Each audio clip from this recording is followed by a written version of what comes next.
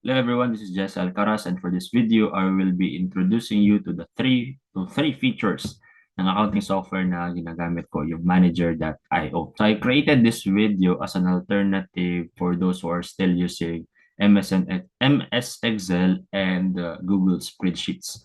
Those tools are good. They're actually good, especially if bibili ka ng mga templates na meron ng specific items for recording expenses and sales and inventory management.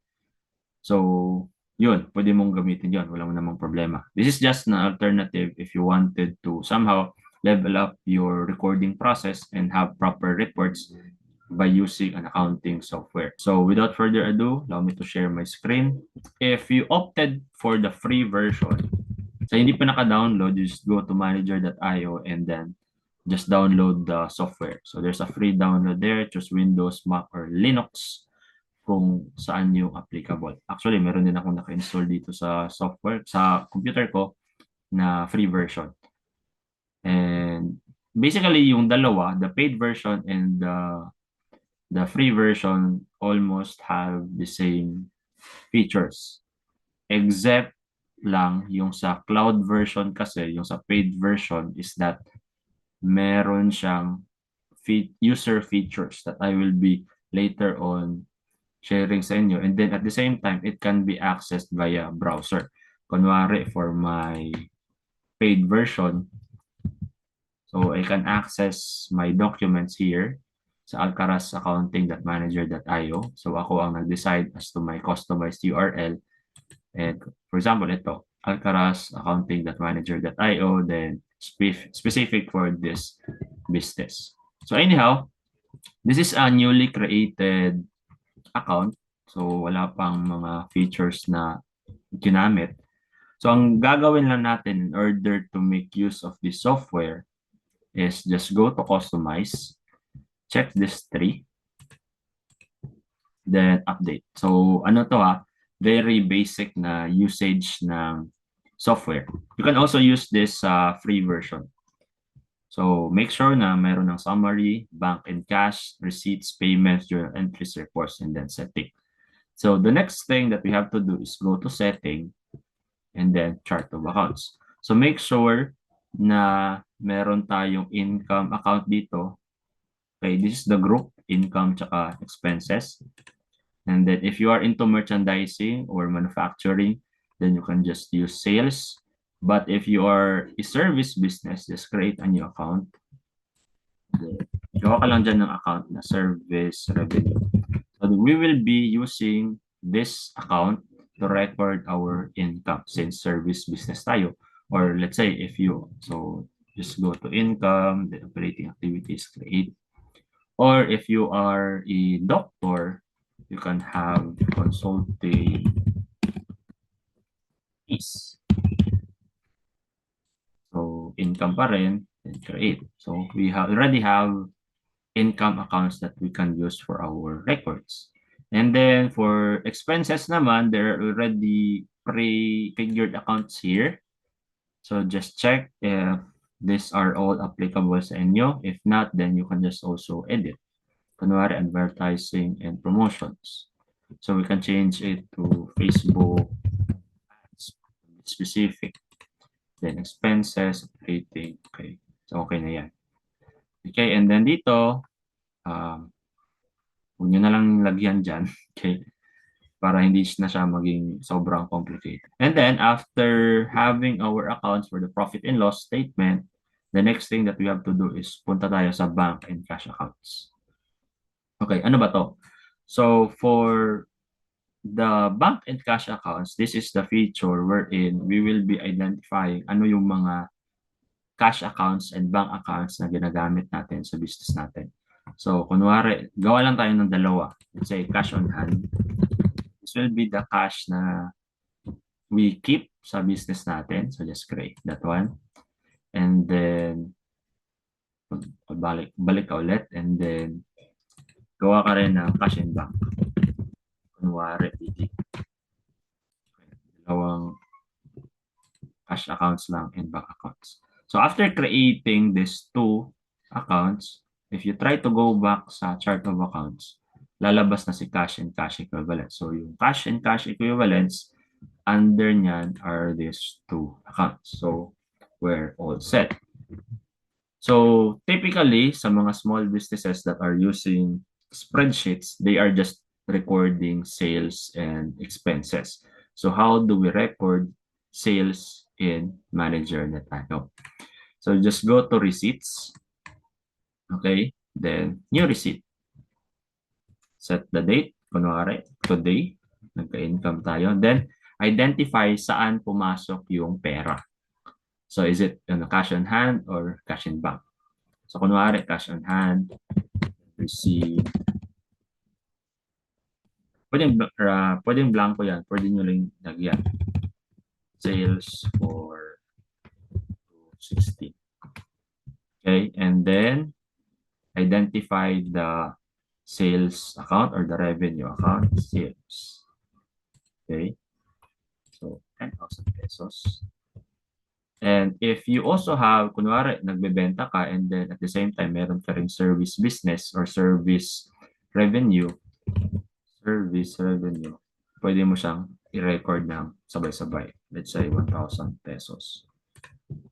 Okay, you can also add a description here. You can check this one. So, tanggalin mo yan.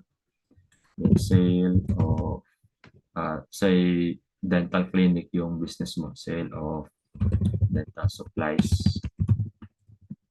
And then, fee for toothstock. Pwedeng ganun. So, just create. Then, all set. Meron na tayong 11. And if you go to summary, that sales and the service revenue will already be reflected in the income. And then, at the same time, since ni-record mo rin siya na pumasok siya as cash on hand, meron na rin tayong asset. If you go to our bank and cash accounts or just click here, lalabas na yung balance ng cash natin. And what about for expenses, payments? So just click new payment. And saan kukunin yung pera? Definitely cash on hand kasi walang laman yung video natin. And then, let's say nagbayad tayo ng rent, 5,000 pesos. And then at the same time, nagbayad tayo ng electricity, 2,000 pesos. Again, you can click this one for the description. Rent for February. And then electricity for, depende na yan sa inyo. So just create. And after creating that one, it will be recorded as expense. And again, it will be reflected on our profit and loss statement, 11,000 income. And then meron na tayo expenses. Then at that very moment, as simple as that, there is already a report for the net profit and loss. And then at the same time, it would also, our cash accounts will also be updated as well. 4,000 na lang from our initial na 11,000. So that's it for the sales and then the expenses feature. Okay, so the third feature that is only available sa paid version is the user permission. So yan, users. You go to this one and then users, you can have users for a specific business. So kunwari, ito si sample business 2, we will be creating a cashier account. So this account will be accessed by the cashier, and then instead of a full access is custom access siya. Meaning, we will be the one to determine ano lang yung mga features ng software ang pwede niyang ma-access. So in this case, ang ibibigay lang natin sa kanya is the recording of the sales and then the expenses. So payments, saka receipts. And then, aside from that, we can also determine ano yung pwedeng gawin niya in those features. So of course, since cashier siya, kailangan niyang mag-encode, you can give him or her the view and then create or the update. But for controls, I would suggest na ang ibibigay nyo na, tawag nito, ang ibibigay nyo na feature would be the view and create lang. So, bawal siyang mag-update and definitely bawal din siyang mag-delete.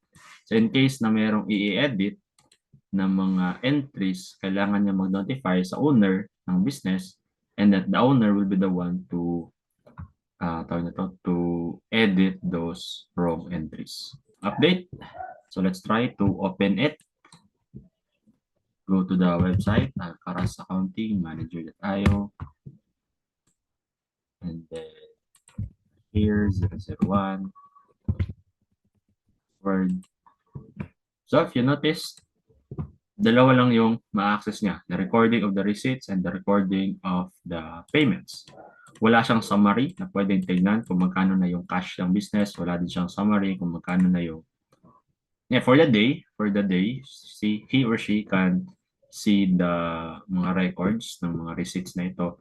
But in terms of the summary na accessible na, so hindi niya nakikita itong assets and then profit and loss statement. So let's try to make some entry. Kunwari may nagbayad. So entry, then pumasok siya sa cash on hand again, or BDO, for example. This is consultation. 5,000 pesos. 3,000 na lang. So, malaki na.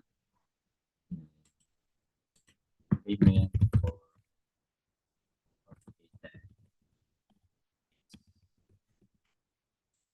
also add sales.